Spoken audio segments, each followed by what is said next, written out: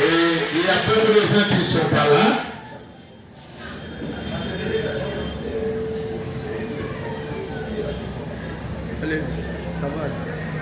J'ai dit, il y a beaucoup de gens qui ne sont pas venus aujourd'hui. Ils ont donné la matin, mais toi, Cassien, tu es venu quand même. Attends, hein? Tu es venu. Oui, dès que la parole de Dieu est difficile, attends pour le exemple des alliés passent. Mais, Cassie, tu es venu. Oui. Alléluia.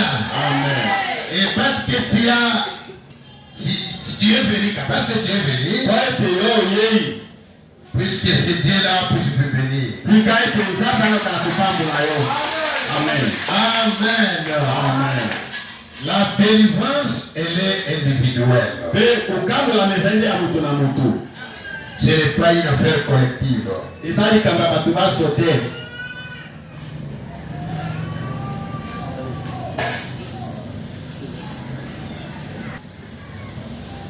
Ce n'est pas une affaire collective. Là, maintenant, ça va. Alors, comme toi tu es venu, que Dieu vous bénisse. Est-ce que vous m'aimez? Est-ce que vous m'aimez? Est-ce que la parole de Dieu peut aussi être prêchée comme ça aujourd'hui? Si vous voulez que la parole de Dieu soit proclamée, élève ses mains dans le Olinga, Olinga, Teo,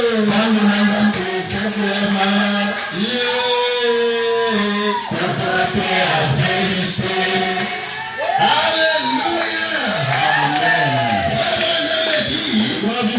Un prédicateur ne va pas avoir beaucoup d'amis. Si vous avez beaucoup d'amis, vous prêchez, tout le monde vous acclame, tout le monde devient votre ami. À ce moment-là, vous vérifiez bien. Est-ce que tu es réellement appelé? Parce que si vous êtes appelé, il y aura une nette différence entre la lumière avec le terrain. Et vous ne pouvez pas jamais vous attendre avec le terrain. Si tu amènes une lumière, les gens qui ont l'internet, ils ne vont jamais accepter cela. S'il y a une délivrance qui arrive, et vous voyez quelqu'un refuser cela, c'est une mauvaise semence. Et dans la plupart des cas, sont de sortir. Je dis la vérité. Parce que les sorciers ne veulent pas l'avancement de l'église. Et un prédicateur qui devient l'ami de tout le monde, et il faut vérifier bien. Est-ce que Dieu vraiment appelé? Parce que le prédicateur c'est un médecin. Les médecins, les enfants doivent fuir les médecins. Un enfant quand il voit le torse du médecin, il va fuir. Il va commencer à pleurer. Si tu ne lui as pas amené la piqûre, même si tu ne lui as pas amené la piqûre, comme tu es médecin, la part doit vous fuir. Parce que le médecin fait peur. C'est la vérité. Et nous aussi, nous sommes des médecins spirituels. Un prédicateur, il doit amener un remède. Quand tu viens, il doit venir avec un remède, avec un médicament. Et quand on amène la quinine ne fait pas plaisir. C'est la vérité. Quand on amène la quinine, tout le monde sera fâché. Il acceptera pas ça. Quand on amène la piqûre, les gens vont fuir. Est-ce que vous comprenez? Je dis ça pour confirmer ça avant de commencer. Allez dire à mes disciples. Paragraphe 66. Est-ce que je peux lire vraiment? Si les gens qui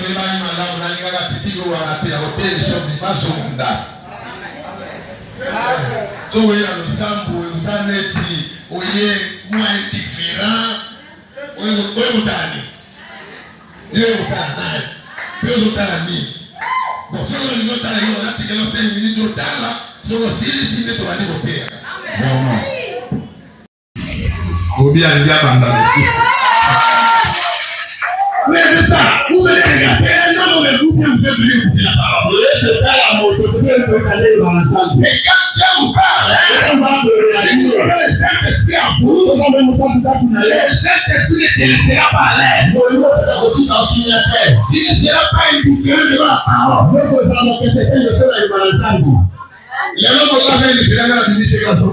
Vraiment.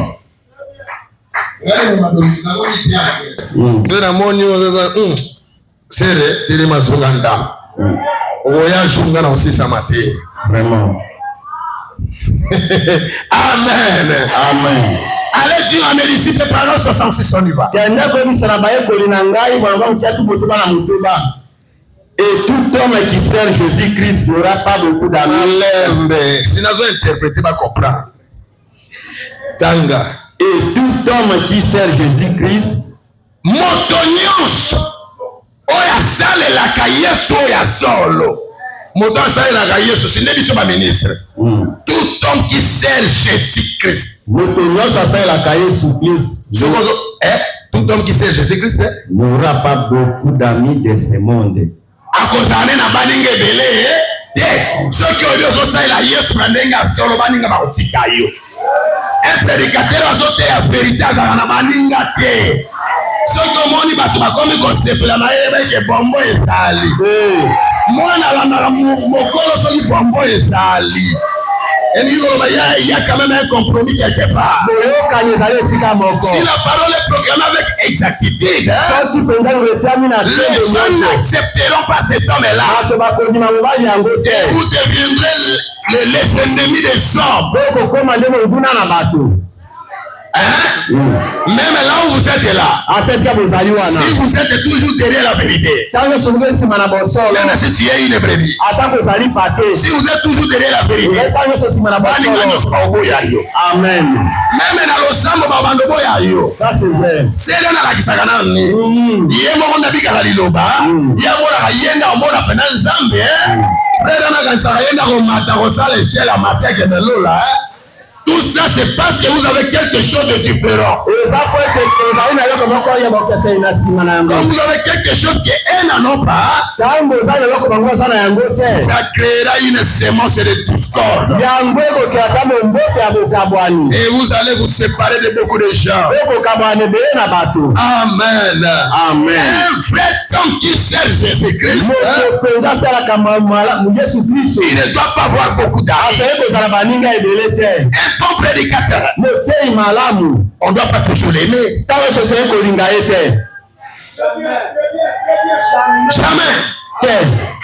Si on commence à vous aimer beaucoup, il faut vous poser des questions. Est-ce que vous êtes dans le vrai? Parce que la vérité blesse toujours. Mais toi, bien que vous avez été blessé le dimanche, tu es venu encore aujourd'hui. Que Dieu puisse vous bénir. Que Dieu puisse vous bénir. Soyez bénis au nom de Jésus. Même si nous avons des blessures, Jésus lui-même viendra prendre nos blessures. C'est lui-même le maître. C'est lui-même le grand médecin. Il a le médicament pour nos plaies. Alléluia. Amen. Acclamez très fort pour Jésus. Oh, j'aime ça. Tout homme qui sert Jésus, ah non, il n'aura pas beaucoup d'amis. Amen. Mettez-vous debout, je vais lire la parole du Seigneur. Ce que mon ébazo il non mingi na losambu, eba kozana loko bango basana ngote. Est-ce que madame hein? Osali mutupe lokote. Mais zo il en ponani. Vraiment. Eba kozana loko moko ya sana ngote. Ah, donne-moi un amen. Amen. Bonsoir mité, bon le lokote. Mais ndeni azo inayo. Et nous coupe la rappel au nini. Otoyebite. Mais ennemi dans l'ensemble ezalaka yo. Boela nini. Oyomo yebite. C'est lui qui sert Dieu avec exactitude. Il n'aura pas beaucoup d'amis.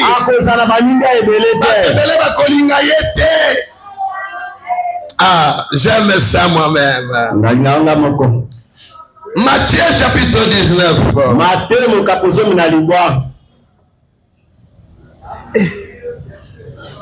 Non, non, laisse ça. Nous continuons avec ça. Je vais seulement ajouter une écriture. Matthieu 19, le verset 27. Pierre prenant la parole alors la parole et lui dit, voici, nous avons tout abandonné, nous avons tout quitté et nous t'avons suivi. Quand sera-t-il pour nous? Jésus leur répondit, je vous le dis en vérité,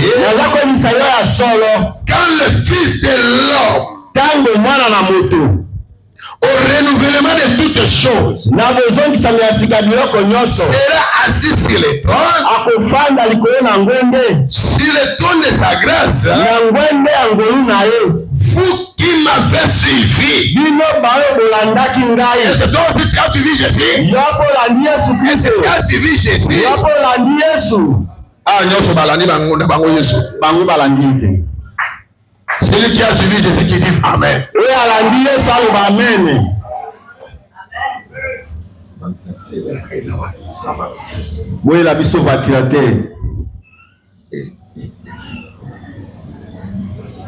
Bien. Vous qui m'avez suivi, vous serez de même assis sur les trônes. Et vous jugerez les 12 tribus d'Israël. Et quiconque aura quitté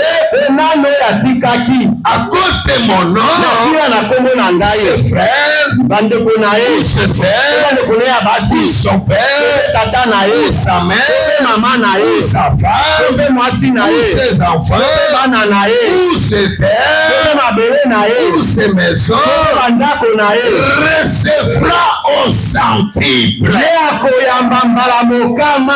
Aussi toi tu avais laissé quelque chose, hein? Ça c'est la promesse pour toi.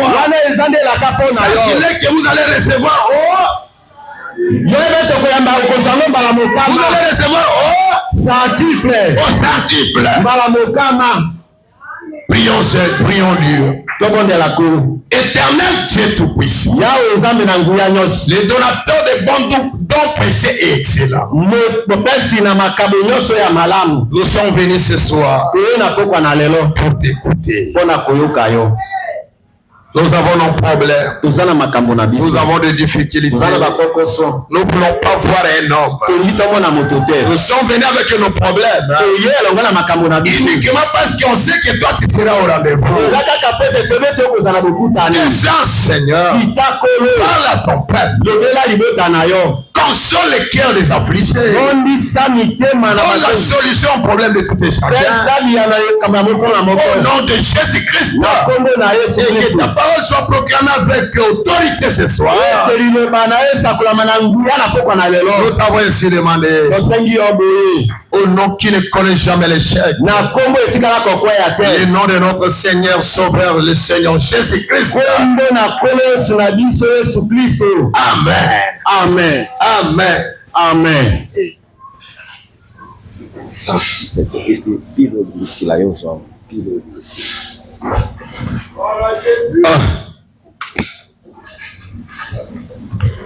Bien. La fois passée, nous avons commencé avec notre petit enseignement ici. Possédant toutes les choses. Un chrétien, il est appelé à posséder. Abotola. Est-ce que vous me suivez? Est-ce que vous me suivez? Je ne sais pas. Yo, na ya titi de ozana ngote. Bon balobaka boye moto mukolo so webisi likamumbala moko ayokite azandoki. Ya solo. Si mutu mukolo balobelaki likamumbala moko. Vraiment. Yo za mukolo bazo elisa okibaga lo sambo bokote. Na lobaki yango dimanche na lobia mais yo za karaboye. Mutu mukolo on interpellé une fois, deux fois.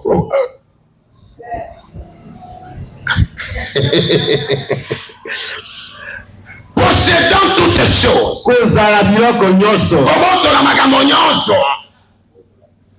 Ici, il est question de posséder toutes choses. Si vous êtes malade, possédez votre guérison. Est-ce que vous me suivez? Quelqu'un qui est malade, il y a 2000 ans que Dieu nous a déjà donné la guérison dans nos maladies. Depuis la croix de Golgotha, Jésus avait dit tout est fini. Par ce meurtre ici, nous avons été guéris. Si tu es malade, il y a quelqu'un qui avait donné sa vie à cause de toi. Il y a quelqu'un qui a accepté de mourir à cause de toi. Il a accepté la mort pour que toi tu puisses avoir la vie éternelle.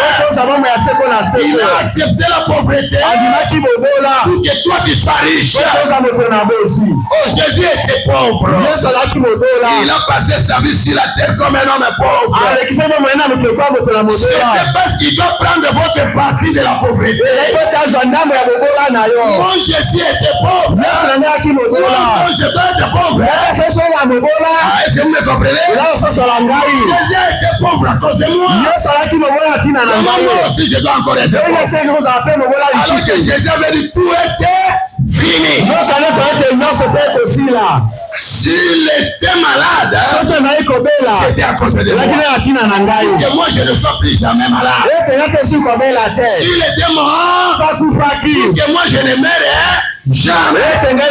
Jésus était déjà mort à cause de toi. Jésus avait versé son sang à cause de toi.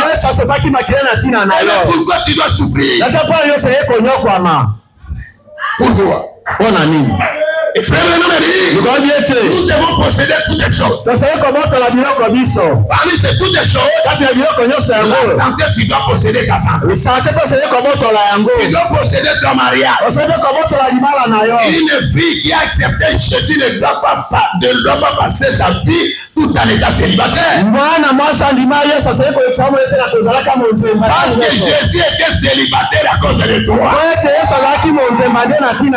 Oh, donne-moi un amen. Il a accepté le célibat à cause de toi. Jésus ne s'est pas marié physiquement. Il a accepté le célibat à cause de toi. Pour que toi, tu ne sois plus jamais célibataire. Alléluia. Amen. Est-ce que vous comprenez le travail de la croix? Jésus a tout pris. Et nous avons dit, nous dans le message, nous avons été mal enseignés. On nous a appris, si vous acceptez Jésus, vous avez la vie éternelle. C'est la vérité. Oui, messieurs, quand vous acceptez Jésus, vous avez la vie éternelle. Mais la vie éternelle est à venir. Hein? C'est à venir. Aujourd'hui, ici, quel est le gage qui peut nous démontrer que tu as la vie éternelle? Celui qui a la vie, mais il passe toute sa vie dans le mystère. Quel vie vous avez? Parce que la vie éternelle commence sur la terre. Est-ce que vous comprenez ça? L'éternité commence sur la terre. Si nous allons partir à l'éternité, mais l'éternité commence ici. Tu dois d'abord goûter l'éternité ici. Tu dis que tu iras au ciel, alors que ici tu es en train de souffrir. On a biso vrai bolingo bosi na biso sala lola. Biso kaka na lola. Nana biso na kokota lola yo. Et na lo ba boete. Loba. Oh yo kokota lola yo, kokota lola yo. Nana lo bina obo. So yo kokota lola nzamba asi eloko ya mutu ya koleka. Nde molimo na ye apesi yo. Ce qui nous a la chose la plus importante. C'est son esprit. Il nous a donné. Comment il doit vous manquer, vous donner l'argent qui ne représente rien. L'argent c'est quoi? Devant Dieu l'or c'est quoi? Devant Dieu le diamant c'est quoi? Il a pris sa propre vie. Il a donné à cause de toi. Mais l'argent, les parcelles, la maison, il va vous refuser la maison, il va vous refuser les parcelles, alors qu'il a pris sa vie pour ça donner.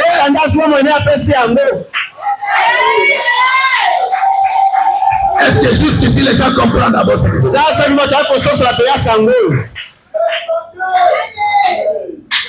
Non, frère, Dieu a pris la chose la plus précieuse. Sa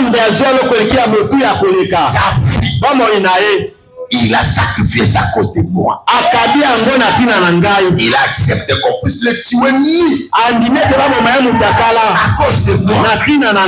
Il m'a donné la vie éternelle. La chose qu'on ne peut pas acheter. La chose que nous ne méritions pas. Toi, tu n'as pas mérité la vie éternelle. Dieu a pris cela. Il nous a remis. Dieu là, il va te laisser mourir affamé.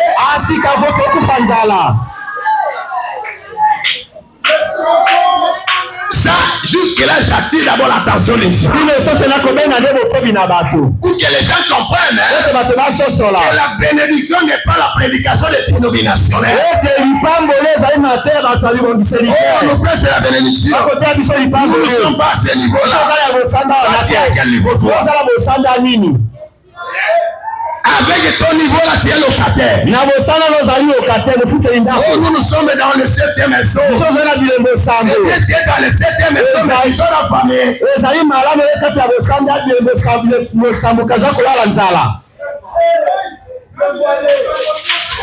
Est-ce que je peux avancer? Est-ce que je peux avancer? Est-ce qu'on peut me dire des amen?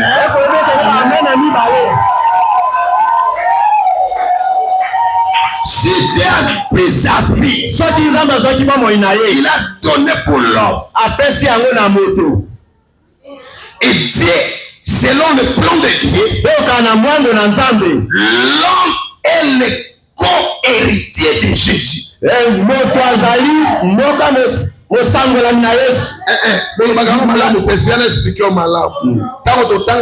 Nous sommes des co-héritiers. Aux autres sont la co-héritier. Papa na Yesu nde nzambe. Oyoka malamu siko papa na Yesu wana nzambe azana mwana na ya liboso Yesu. Bible lobi il est le premier né. Yene mwana liboso. Mais azana baleki na ye. Baleki nende banani nde biso bao. Siko Yesu nzambe tata azwa Yesu azimolimo na ye apesi na Yesu. Alobi yo okozala yoza le premier né yo ya na bango mais bango pe bakokoma co-héritier na yo iniko basuki yo so retenye yo tika baleki no basivanda na mawate bango pe baya barenye na yo esika moko ngai na korenye na Yesu esika moko ye azwi pouvoir epa na tata et ye le kwanza ki pouvoir yaya na biso akomi na pouvoir biso totikala babola jamais soki Tshisekedi azaki yaya na yo kobanda susu na Kasangulu kuna jamais okobanda kuna na Mbujimayi jamais si Tshisekedi yaya na yo otika na Mbujimayi jamais si okoya to renye biso yo to renye na sasa. Est-ce que c'est la vérité? Est-ce que c'est la vérité? Ton grand frère est devenu roi. Ton grand frère est devenu président. Mais tu dois réunir avec lui. Et nous sommes devenus les co-héritiers. Donc Jésus est aussi héritier. Et moi aussi je suis héritier. Alors nous allons être ensemble avec eux. Amen. Est-ce que vous comprenez ça? Maintenant Dieu a donné son fils unique à cause de toi. Mais l'argent c'est quoi? Si Dieu s'est sacrifié, il est devenu un homme. Il a accepté la mort la plus horrible. Mais il va seulement refuser à te donner de l'argent. Est-ce qu'on est ensemble avec les gens ici?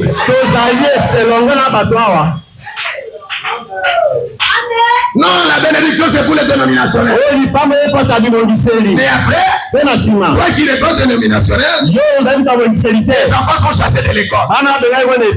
Et après tu diras, non mon enfant, le monde n'est pas chez nous. Nous allons rentrer. Tu vas rentrer comment? Moi on me chasse de l'école.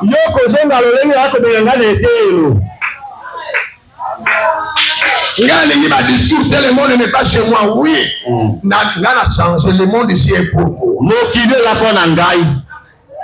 Donc, le monde n'est pas chez moi. Le monde n'est pas chez toi. Comment? Ce monde ici, c'est pour nous. Dieu a créé ce monde pour que l'homme puisse se diriger, gouverner le monde. Et un jour, après l'enlèvement, nous reviendrons sur cette terre. Le monde ici m'appartient. Le diamant m'appartient. L'or m'appartient. Le monde ici, c'est pour moi.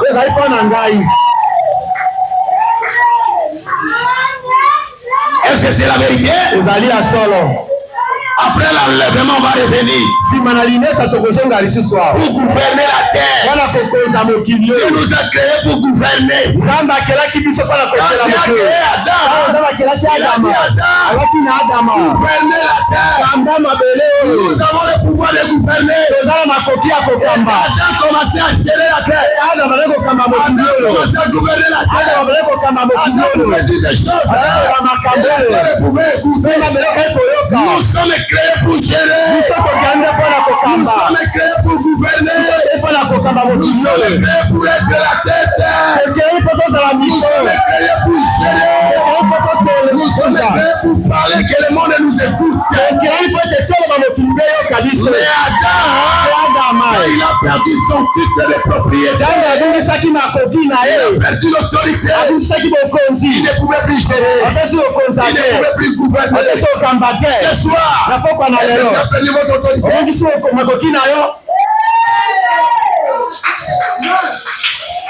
L'homme est appelé à gérer. Il est un gouverneur. L'homme c'est un gouverneur. Gouverner la terre. Gérer la terre. Mais aujourd'hui, le monde a commencé à nous gérer. Le monde commence à nous gérer. Les incirconcis. Les gens qui n'ont pas le Saint-Esprit. Les gens qui n'ont pas le sang de Jésus. Les gens qui n'ont pas le message. Ils commencent à nous gérer. Ils commencent à être nos bailleurs. Aussi, ma bailleur n'a dit que ça va te rendre à tailler sauter. Ça c'est vrai. Ma bailleur n'a dit que ça va te rendre à message. Ça c'est vrai. Mais il y a comme il gouverner l'icône. Vraiment. Il y a comme il cambayo. Vraiment. Comme on a yesu boya likambo wana. Amen. Il faut réviser ça. Il faut réviser ça. Que c'est Jésus le gérant. C'est moi le co-héritier. Comment on va commencer à le gérer comme ça? C'est moi qui devais gérer ces morts. Et les circonstances commencent à me gérer.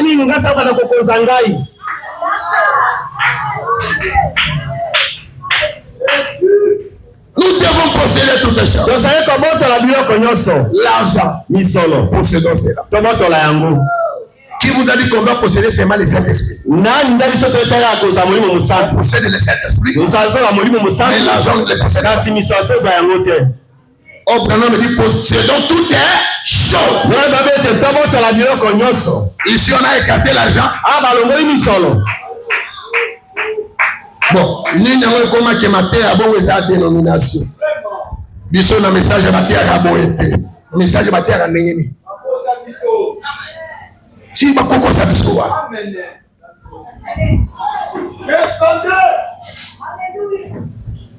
Les investissements. Il y a 1963. Paragraphe 225, lisez. 225, c'est ça. Lisez. Vous savez, Yoka Branham, Amen. Amen. Amen. Non, bien, Amen. Maman wakangi mitembe. Sugi akotele mabo, otala kuna. Na otemi soyo moko lo ba amen yo moko. Ezume yebe ba moni na monde entier. Yoka frère, yo moko sekino tangi citation ki mawara vina yo vous savez, paragraphe 225, les investissements. Ok, vous savez, j'ai la nana tanga. Les investissements, gagne la terre en haut. Et Zangai? Ah, c'est là où tous les Zangai. Les investissements en 1969, 65, 64, 63. Il y a août. Ngai nangongo wana nazala na village na bino. Nazala na ngate. Hein? Sikoyo o moto aso o bawa eza Branham. Bino batoko baga biso Branham na uriye. Branham uriye yeo. Soki alobi yo pelo ba amen na Branham uriye. OK. Vous savez, Branham bien. Aolo bana mutu moko kwanza kineti mwana oyo. Aliye Olibi mwana ngai, vous savez, il ne vous faut pas être très pauvre en argent. Mwana ngai, ngai de prophète no Branham. Na lobi na yoko. Otikala kozala ka pauvre, Nan solo jamais. Est-ce que Branham a raison? Azan a raison. Est-ce que Branham a raison? Azan a raison. S'il a raison, Azan a raison. dites-moi 3 amen. Oui, ça y est, amen, Amen.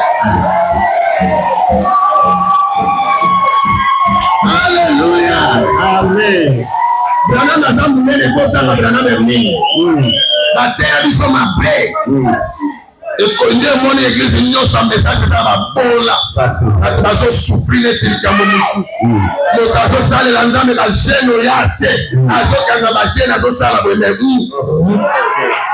Bobola si bobola. Nous sommes millionnaires à ta mon passate.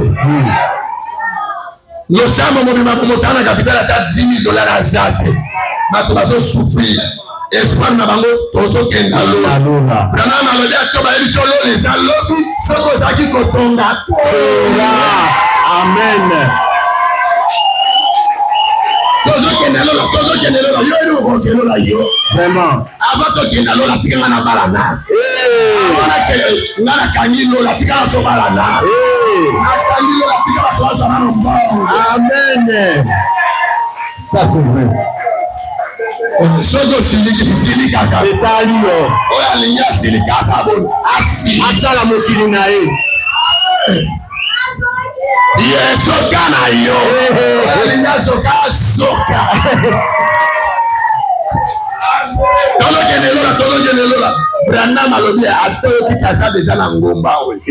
Kiaza deja na ngomba. Deja uti okoma awa na rompe na bino na plaza. Atoyo kikaza na plaza. Soko ngako sa commerce sala commerce.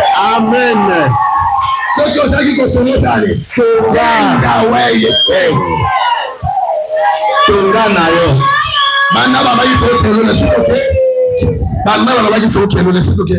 Vraiment. Bon, okangi banzala ebele. Vraiment. Ozela lola banzala ezoti kopete.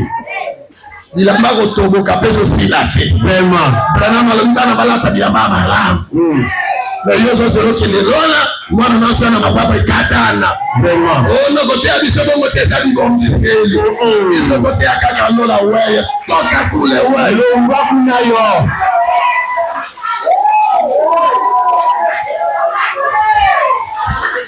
Hallelujah. Amen. Songela c'est pas total. Na kopeso ba situation belé. Vous savez, moi aobani mabete yaka. Vous savez, moi nanga ngai Branham, ngai prophète. Ngai de musakoli. Moi ngai ondimi ngai. Ngai ndi natiyo kiloni salaka. Ngai Branham ndi natiyo ki Yesu azamza. Okay? Ngai ndi natiyo ki natango na biso nzamba tini musakoli. Si ngai Branham wana. Mena lobi na yobo. Qui ne nous fait pas être très vous savez. Na lobi na yobo. Oyebi mwana na ngai. Okay? Il ne nous faut pas être très pauvre en esprit. Oh, yo sauté dans l'esprit. Zongala naza wananja anana. Yo kelo esprit. Balobia kalobia ndi. Vous savez, il ne nous faut pas être très pauvre en argent. Mwana na ngayo yebi ata balobi lola eza pasi pona batamisolo bakota. Si Branham akunga ki verso wana. Oh Bible lobi ke bato na mbongo pona kokota eza lokola na songe na tonga soki na lidusu ya tonga. Si Branham ayebi yango. Branham ayebi Bible koleka yo nanga. Atanga pe verso wana yebi. Branham etala la banzala koleka yo nanga. Parce que autant la famille à pauvre. Mais tant que autant la famille à pauvre, atali Dieu à l'écanango. Ndalo bina mwana nangai. Ndalo bina yo ngai na te yo mesa. Mais je te dis. La connaissance na yo. Vous savez? Oui. Et tant que il ne nous faut pas être très pauvre en argent. Non, il ne faut. Il a utilisé le verbe falloir. C'est à l'impératif. Il faut dans la très prudent français. Il utilise l'impératif ici. C'est une obligation. Il faut se vouloir ou pas.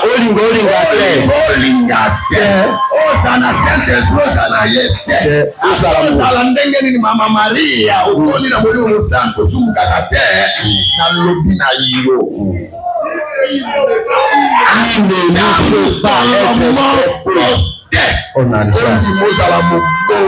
la mission. Branham est dans Branham a connu mon nzoto si l'on va garder mon nzoto dans l'image la période de mon nzoto c'est le qui ont nyoko la biso oh parce que maman mongo kwa bio na mon santo na yo Branham a sangi mon santo dans mon pesa conseil na Laodikia a son pesa conseil na âge de Laodicée.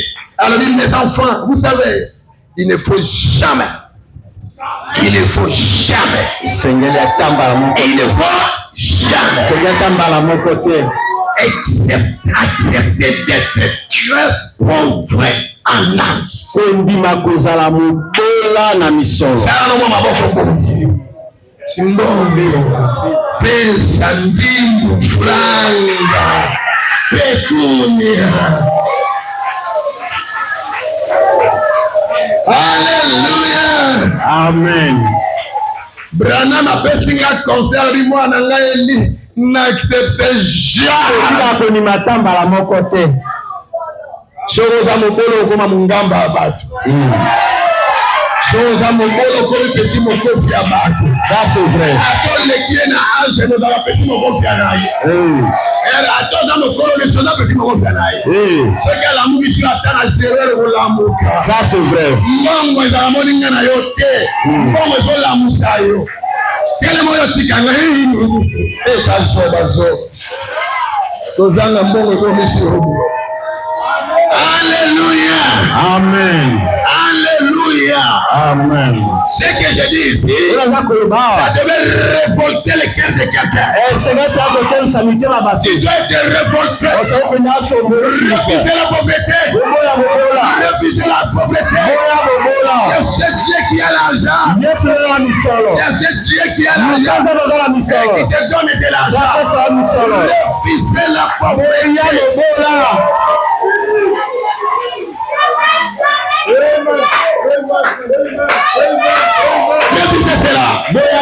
Si tu veux te respecter dans la société, chercher l'argent. Si tu veux qu'on puisse t'honorer, chercher l'argent. Si tu veux qu'à l'église on puisse te respecter, ce que l'India atteint à l'Osambo,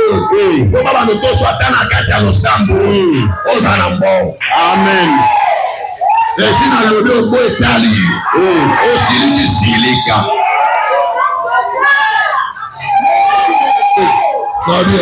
iyo construction tosengi tosombeloko frère apesi $5,000 na yo ye na bamalengisi papa ndenge omona ngai natondisami na molimo mosato papa lelo namoni bavision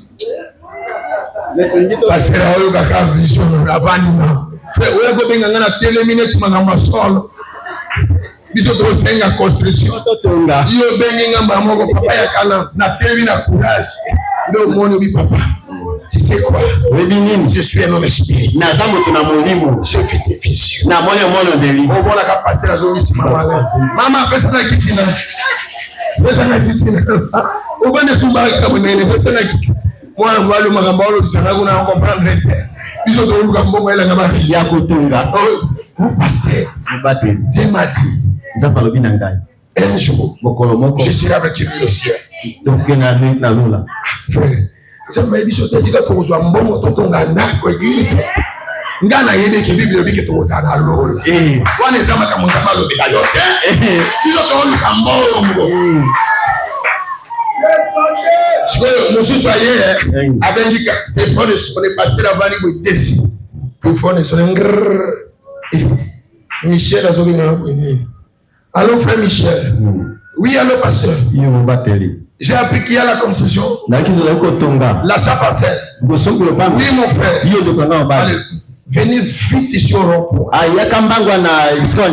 J'ai envoyé quelqu'un avec $5,000.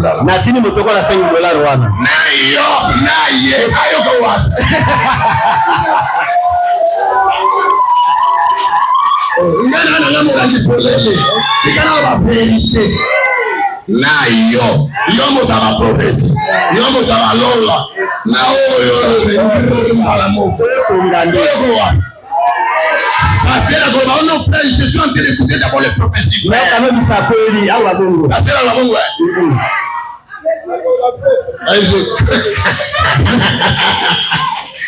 ayi ça va vous faire ba diagre coupe tes hommes c'est mon quoi monsieur yo quand ba dilo kwa lo ba ngana soya.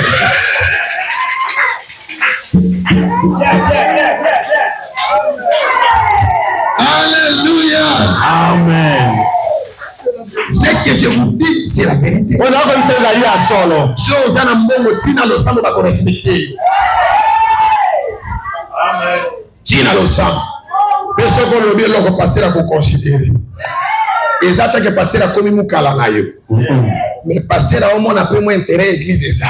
Intérêt ensemble pensa. Pratique la vérité. C'est la vérité. Ils ont vérité. Now they will out. Yo so tell the tembe. Kola ki tembe. Yo so tell the tembe. Ezana likambo bosusu yo sali yango. Je donne un exemple. Na pesinga ki yangai moko. Être pasteur c'est terrible. Dans l'une de mes églises. Na moko église ya ngai. J'ai baptisé un frère. D'ailleurs, il était dans le message depuis 1970. Mais il a laissé 70 donc de 78. Il a laissé. Mais le frère là, quand je l'ai baptisé, Il vient à l'église. Parce que je devais les rebaptiser. Il vient à l'église. Mais c'est un frère soutien comme pas possible. Je vous dis la vérité.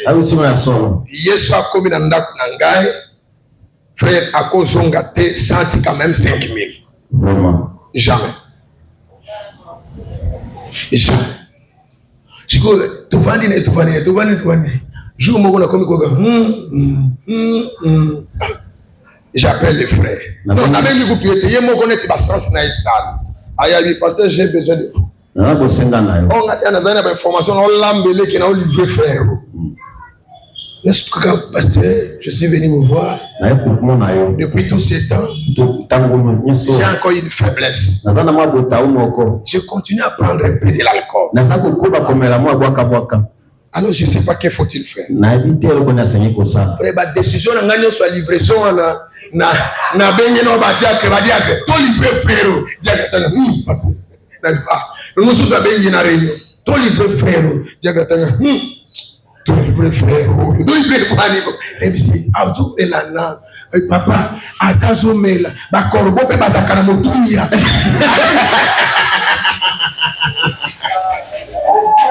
bakorbo pe bazakana motuya awanganga atayanganga zailo ko mabe na lesa ka Elia vraiment tika yanganga zalawa vraiment azana mabene asa mais confusion et puis ça peut d'autres ils ont OK lola yoko tika no ah et c'est si loin.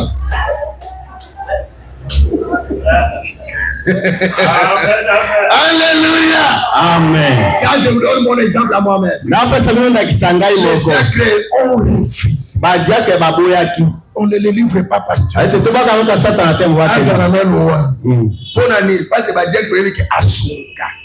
Vraiment. Ce qui m'a cambougné soit le sang. Ataza, azalate. Ce qui est yoki sang. Vraiment. Mais il y a mon deuxième argument, il y a mon gars qui est vraiment. Que Nazana on a faiblesse c'est bon.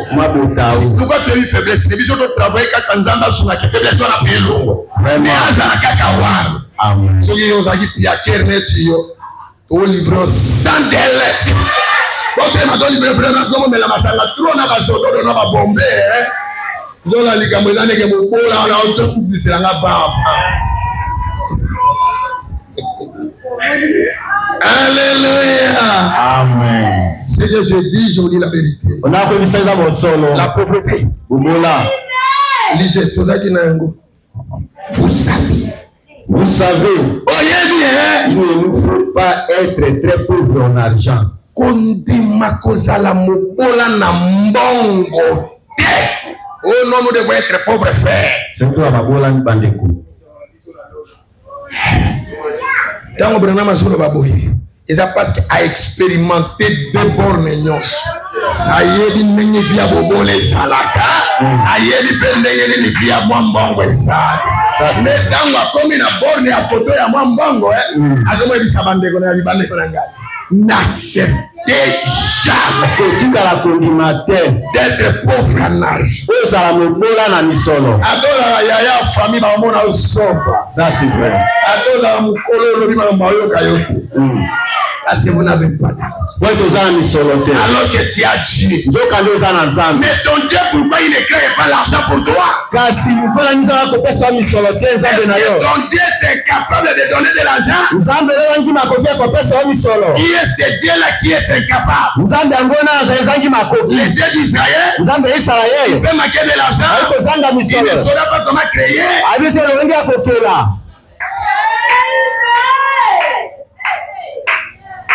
Ça finit ça vite, moi je vais. Qu'est-ce qu'on a dit là? Il nous faudra être pauvres en esprit. Branham Malobi, pauvreté, biso tout ça n'en pas ça. Et ça n'est pas la pauvre en esprit. Na molimo. Na molimo, ça la pauvre. Na molimo ata osana mbongo, mais ça la kaka neti pauvre. Na kata molimo na kokoma na orgueil. Atosana mbongo, yeba kaka kena losambo pasteur alekio na nguya. Amen. Être pauvre en esprit. Kozala mobola na molimo. Attends, nazana mbongo, mais nazana humilité. Nazala pauvre en esprit. Nazala sans esprit devant mon pasteur. Nazana mbongo, mais nazala sans esprit. Comment azaneti na komi kitisa mingi boyi? Vraiment. C'est ce que la Bible nous dit. C'est la pauvre devant la parole. Devant le péché, les pas du péché. Mais l'argent cherche l'argent.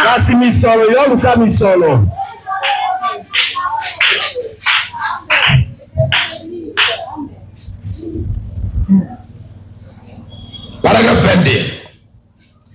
La guérison divine. Paragraphe 22. Il y a 1954. Lisez seulement le noir est là. Nangina si sa importance d'argent. On a tout dans la partie importance.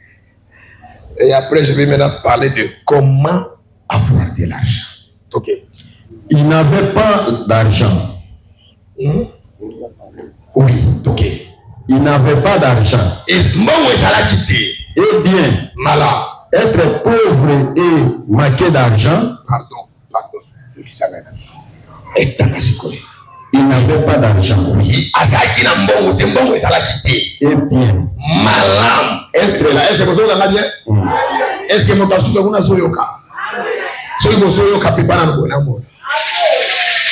merci. Frère, on a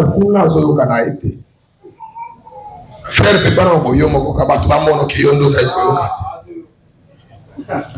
oui, il n'avait pas d'argent. Et bien, malade. Être pauvre et manquer d'argent. Moi, kolobate kitangwa kala batwana bazaki kutambola makolo bazaki kosala boy basala kinzambe Paul azaki kotonga kitoko na ye Paul azaki kosala boy Branham a dit à l'époque il n'y avait pas l'argent. Amen. Mais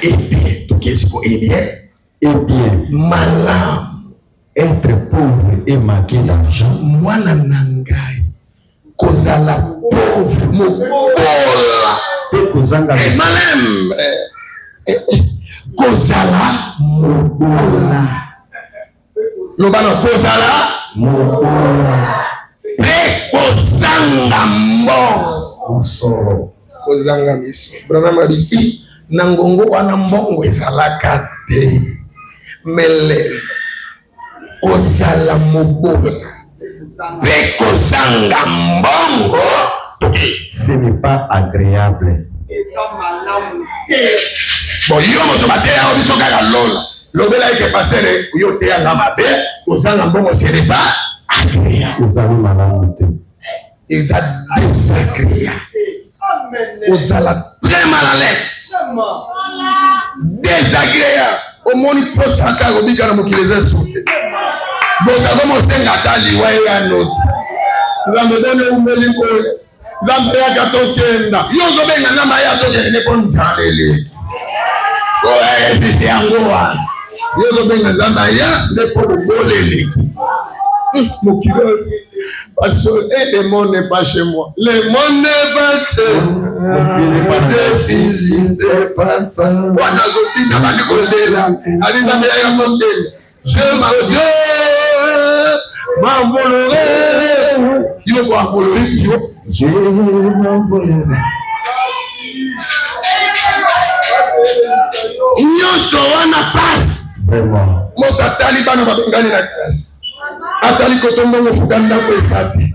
Atali koto nazanya tambonga transport. Atala koto na kobika mwana azobela. Vraiment. Na kozwa mbongo akisi wa nzambe na brana. Longola ngai ata na mokili. Vraiment. Nde Branham a dit manquer l'argent. C'est pas agréable. Ezali malamu te.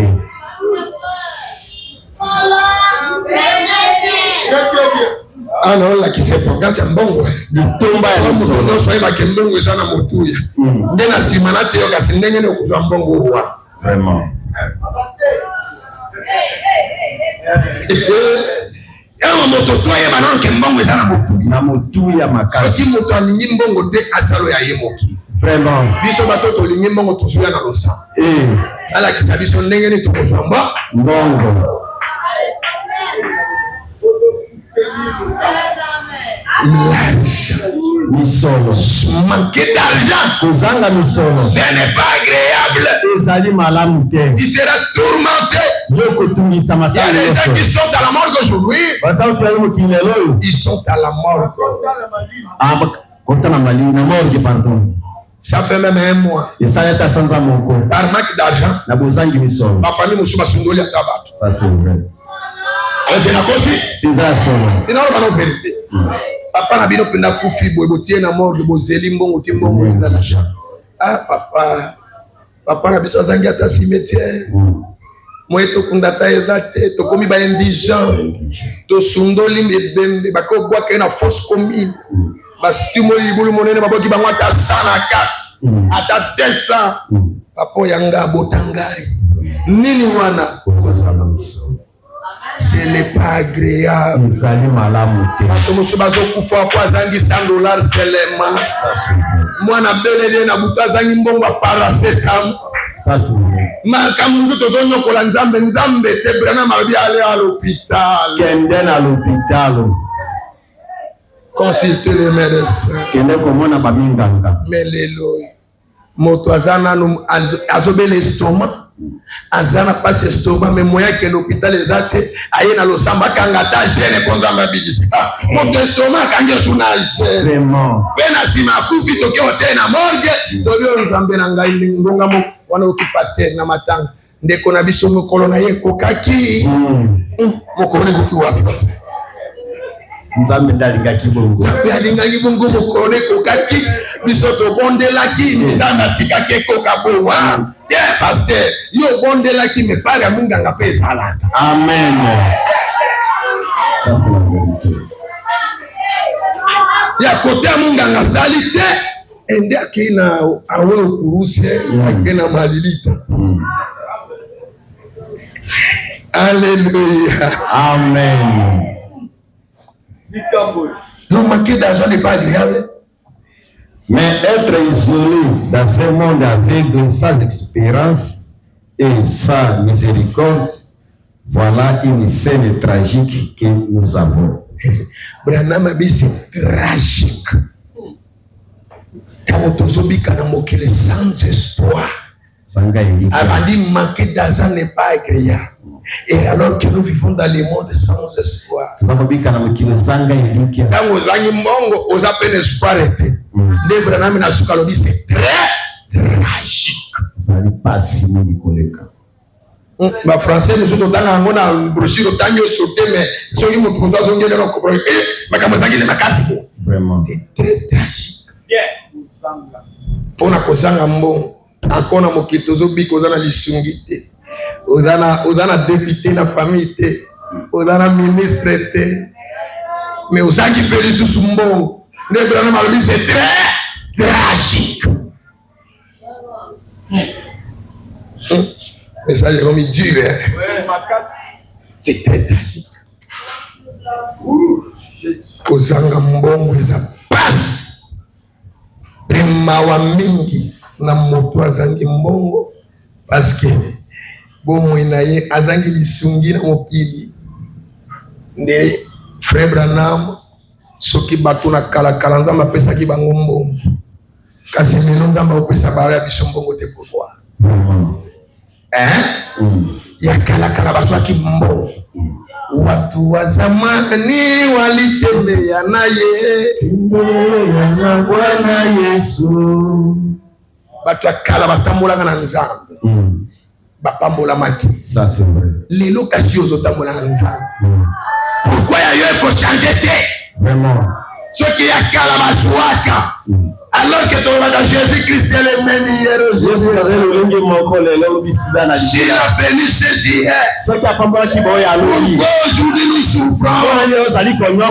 Pourquoi les choses ne marchent pas? Pourquoi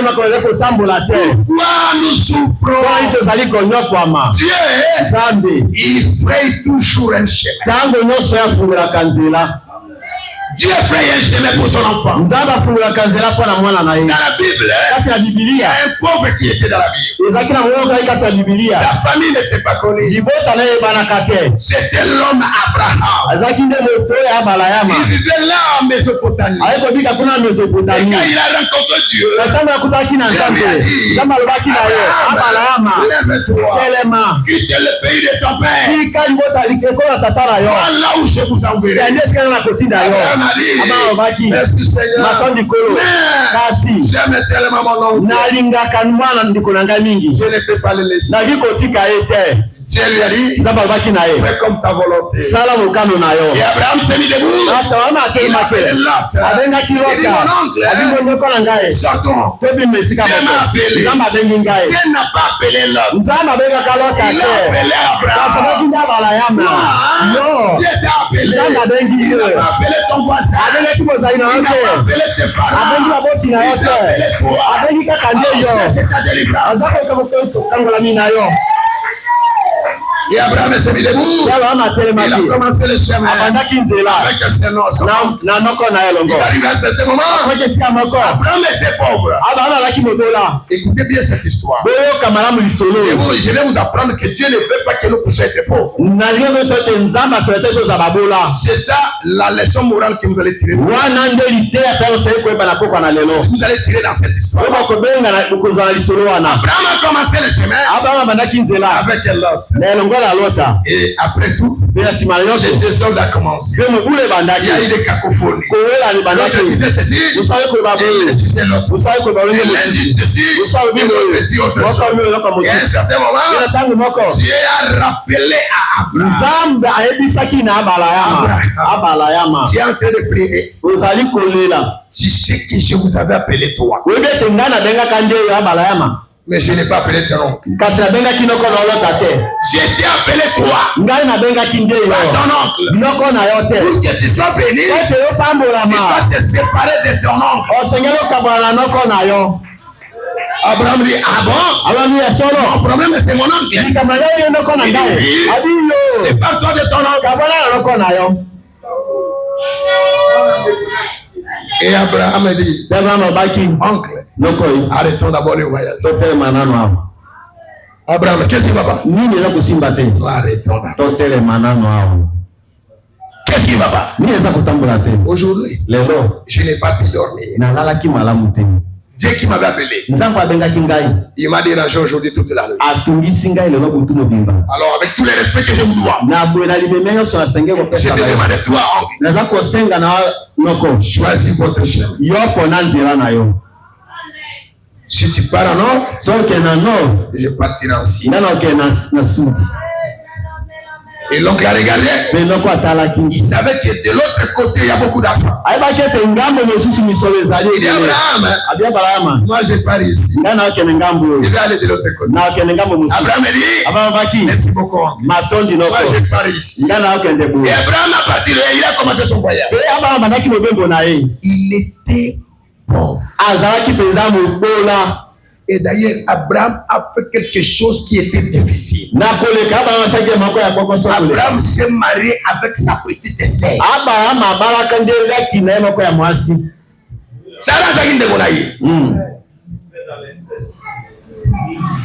Mais ils ont commencé le chemin.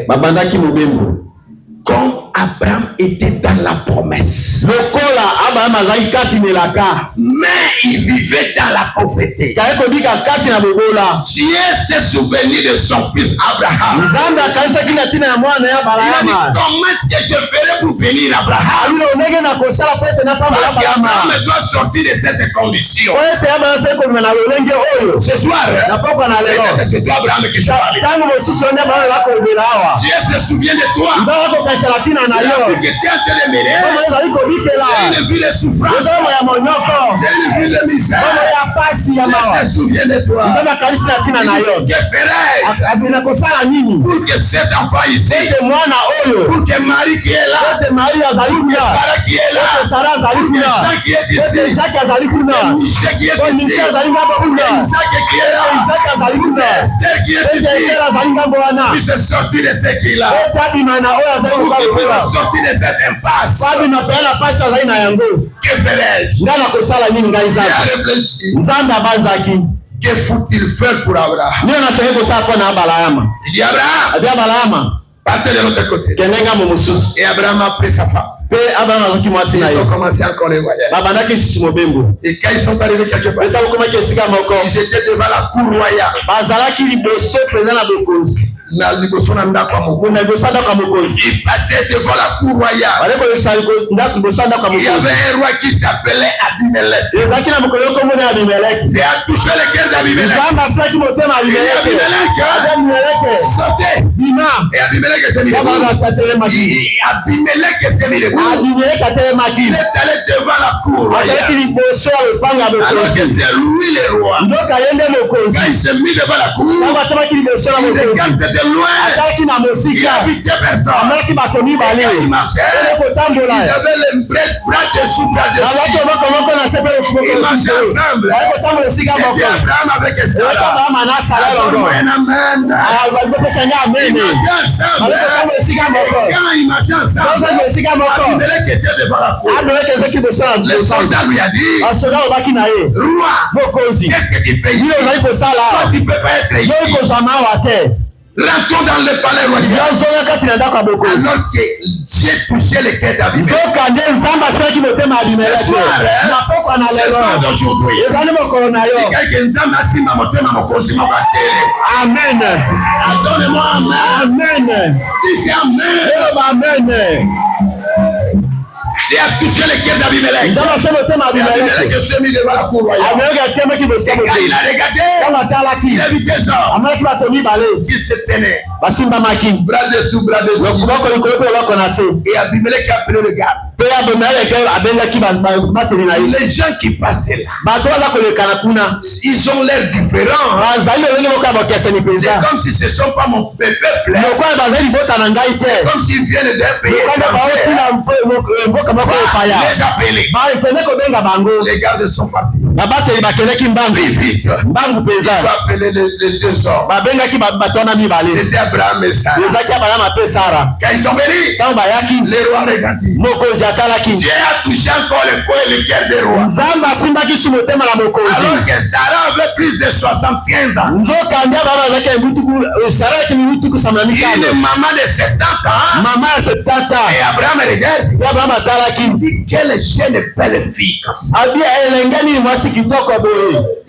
Abimelech a zolu la coconaïe. Vraiment. Abimelech, quelle belle jeune. Moi aussi, nous qui toque, elle est beau. Et il demande ça à Abraham. Abraham. Tu marches avec une belle jeune. Les gens qui t'envoient la peine, elle est moi aussi qui toque comme pas nani. Tiaïsa, il a eu. C'est ta femme. Azaï moi aussi nayo. Abraham dit non. Awanga nyobe de terre. C'est ma petite. Azandele qui n'engaie moi. Ce n'est pas ma femme. Azaï moi aussi n'engaie. Il ne me fait une malinga pas mola ou les qui font la banzela yo mo so sur la terre. Ça c'est vrai. Il dit ce n'est pas ma femme. C'est ma petite sœur. Et Abimelech a regardé. Il dit dans mon pays, je n'ai jamais vu. Je n'ai jamais vu. Une belle fille comme cette. La maman 70 ans et l'engue moi. Nzambe akoti na miso na Abimelech abelisi miso na ye akomi komona koko lokola elenge vraiment tala ta yo si masque de vieillesse etikanda matindi na mobali ya malamu amen. Abimelech atali abala yamba banda basi bazala na mboka oyo ngai nde roi konzi na mona nanu mwasi ya kitoko neti oyo te vraiment. Azana n'est pas inayo. Lekinanga. Lekinayo solo. Mokonzi lekinanga. Ah bon? Garde. Bozo bango. Boko tsabango na palais royal. Frère, yo moto yeba na kina bokonzi te. Tanza menenga kokoti sa bénédiction zola na Abraham. Vraiment. Boko tsabango na palais royal. Bakele. Bayina bango. Akoti bango na salle d'attente ya liboso. Bozo la wa. Quand ils arrivent là-bas, quand le roi arrive, il appelle les gardes. Qui vous a dit de les mettre ici? Pourquoi les gardes ici? Tu vas d'abord en prison. Il y a une salle d'honneur. Moto abimina azosa voyage na nzela bazotia bato na prison parce que batie bango na salle normale. Il fallait pas que na salle d'honneur. Vraiment. Ça c'est Dieu. Le miracle de Dieu. On les a pris. Bazwaki bango. Ameni bango na salle d'honneur. Abimelech arrive. Il demande encore à Abraham. Qui est cette femme? Moi si wazali nani? Abraham dit roi, vie éternellement. Cette jeune fille, c'est ma petite fille. Si je vais prendre cette fille, je vais demander à qui? Qui est son responsable? Abraham dit roi, c'est ma petite sœur. Si tu veux la prendre, prenez-la. Alléluia. Amen. Je crois que tu es un bon frère. Merci beaucoup. Regarde. Abraham. Vous le donnez la maison là. Vous le laissez là-bas. Cette jeune fille, vous la menez dans la salle de bain. Cherchez les éniques. Cherchez les éniques qui prennent soin de cette jeune. Basi ba jeune mibali oyo baza na bango mikube mama koko ya 70 ans bakene bakumbiye bakeba bandi ko sikola yi vraiment balongoli Sara bilamba bakomi ko sikola Sara moi ça mokonzi basukola ga ko sikola bazo sukola yi malamu na mibali oyo baza su mibali bazo sukola abra Sara pe komi mo lolen senza mapambo le sape mo fera mbongo non bon Jesus ya solo Sara mais là aussi ici oui sukola pe awate yo Sara obo zale outio après mais allons les jambes les lokolo kasi moniki malamu te amène moi les babouches on melanga ma papa Sara basukoli Sara roi lobi bozwa Sara botena ndako na ngai. Vous connaissez bien l'histoire, je cours derrière les temps. Parce que Dieu voulait bénir Abraham. Dieu a fait passer Abraham ainsi ce chemin. Et la nuit, quand Abimelech a voulu toucher Sarah, le ciel s'est fâché. Le ciel est devenu nuageux. Dieu s'est fâché. Il a dit qui peut toucher à mon enfant? C'est la femme de mon enfant. Toi, Abimelech, ne peux pas la toucher. Et demain matin, tu remets cette femme entre les mains de son mari. Mais écoutez-moi bien. Toi, Abimelech, tu dois payer ce que tu as fait. Tu payes qui? Tu dois payer Abraham.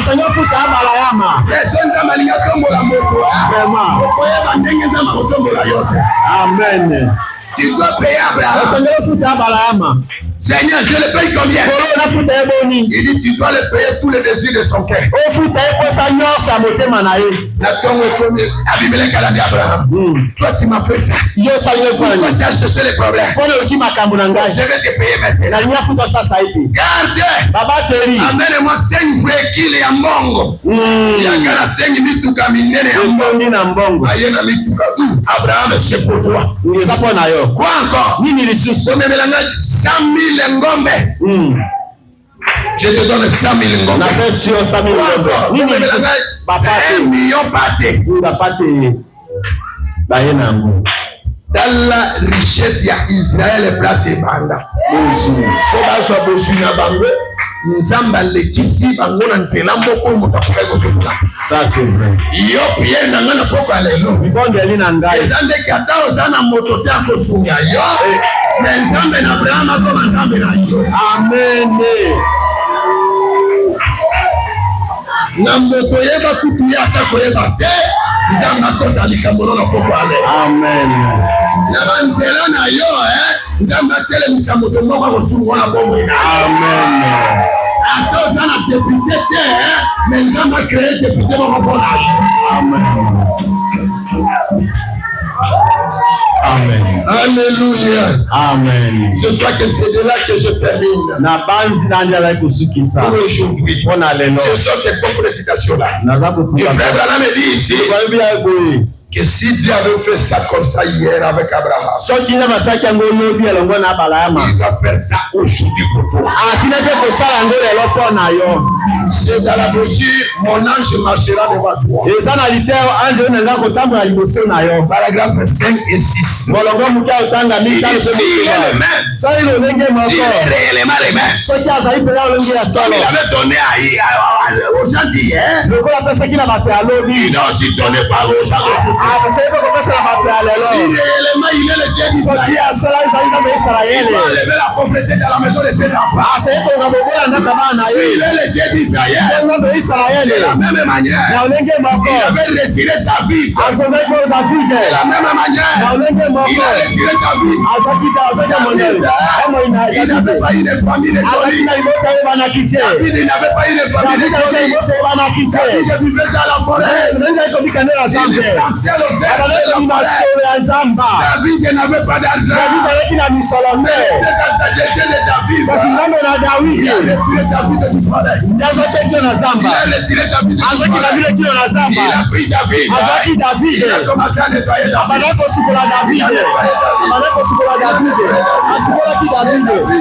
a mené l'aspect du village.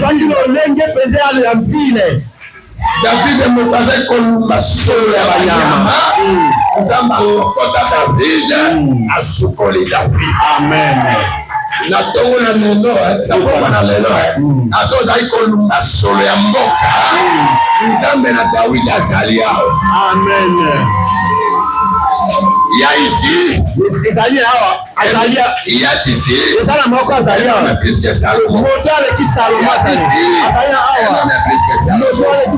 a ici, celui qui peut allumer la lumière. Il est ici, il est ici. Toi et Salomon. Il est ici. Le Dieu là, il est ici. Toi et Salomon. Le Dieu de David. Le Dieu d'Abraham, le Dieu de Branham, le Dieu de Baruch. Oh, il est ici.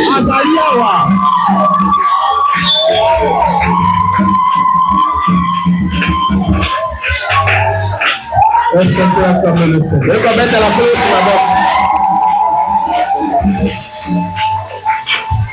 Il n'a jamais été surpris par un événement. C'est ça notre Dieu. Est-ce qu'on peut encore acclamer le Seigneur?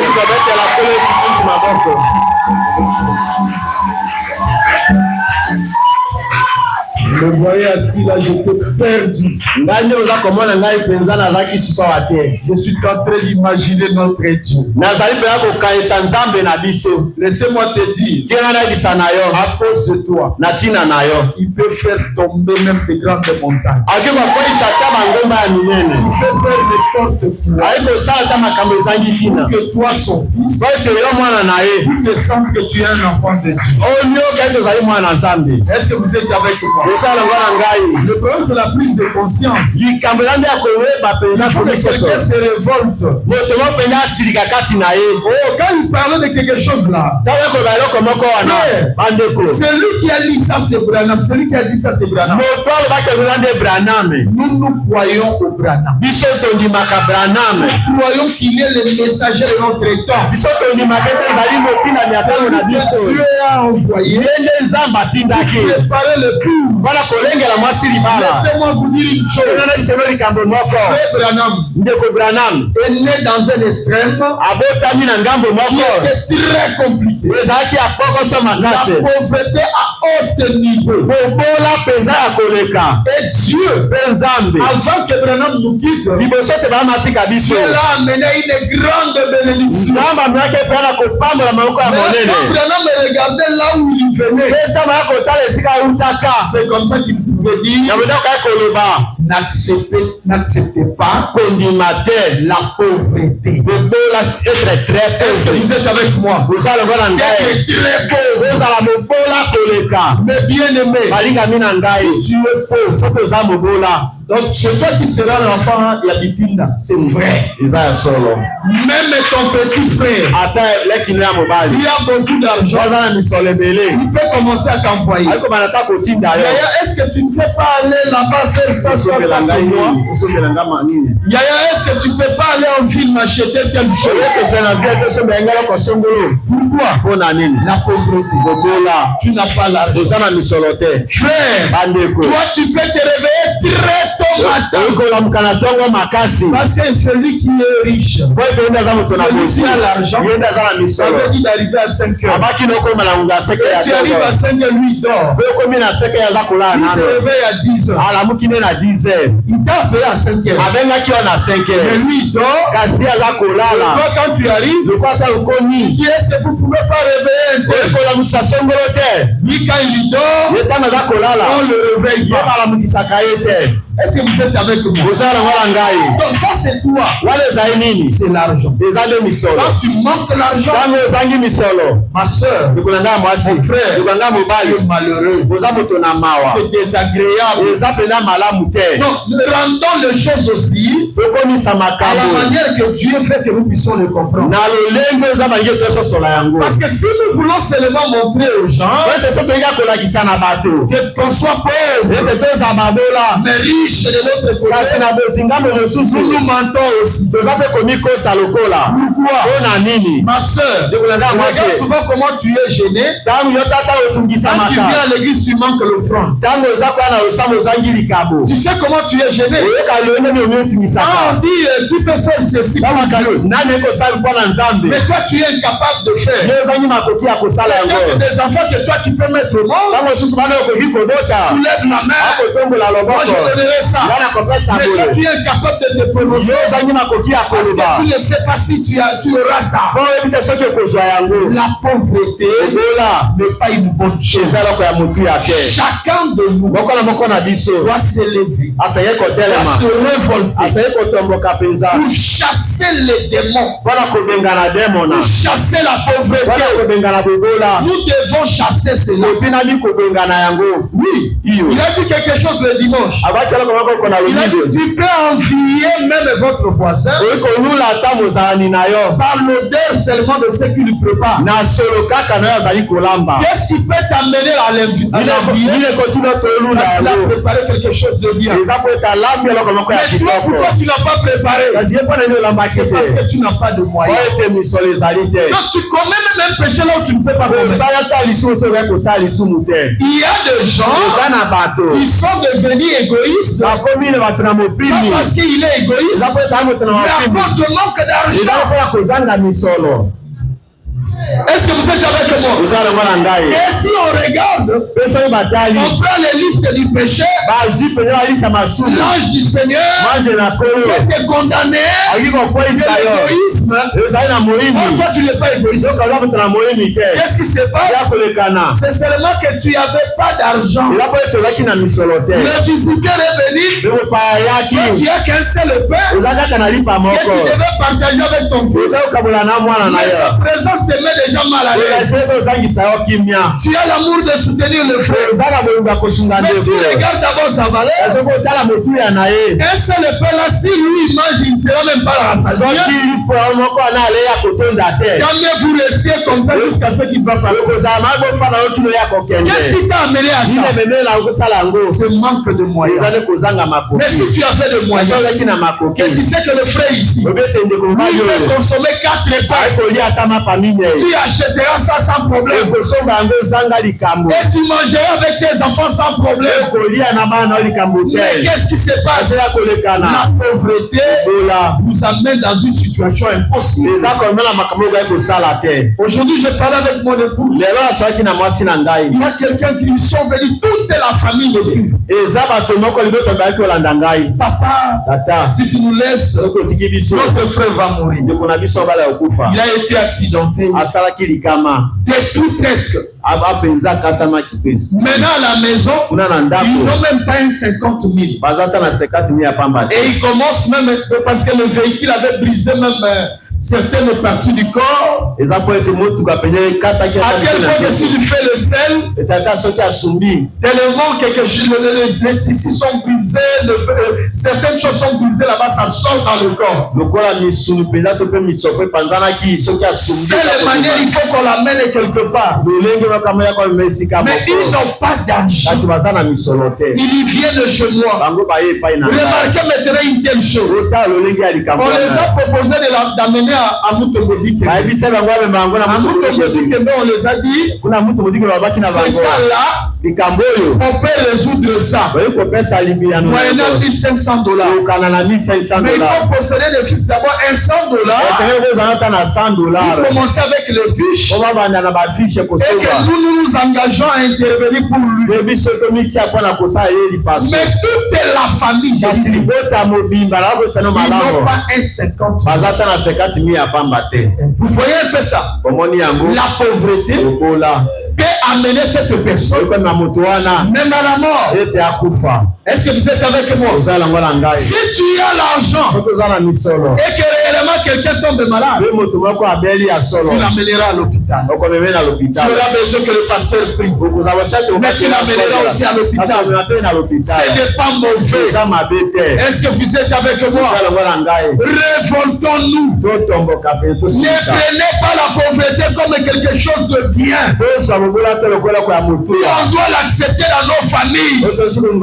Remarquez, aujourd'hui nous avons accepté ça. Papa ne sait pas comment faire. Alléluia. Amen. Alléluia. Amen. Maman aussi ne sait pas quoi faire. Dans la pauvreté, dans la misère, la situation devient très compliquée. Chacun de nous doit se mettre debout pour dire non à cet esprit-là. On a compris que Dieu n'a pas voulu qu'il puisse nous parler comment recevoir l'argent. Dieu a voulu d'abord toujours continuer sur l'importance. Pour que nous puissions comprendre que manquer l'argent, c'est trop grave. Même spirituellement parlant, tu risques même de rater le ciel. Amen. Mettons-nous debout. On va prier le Seigneur. Si riche, si profond, insondable.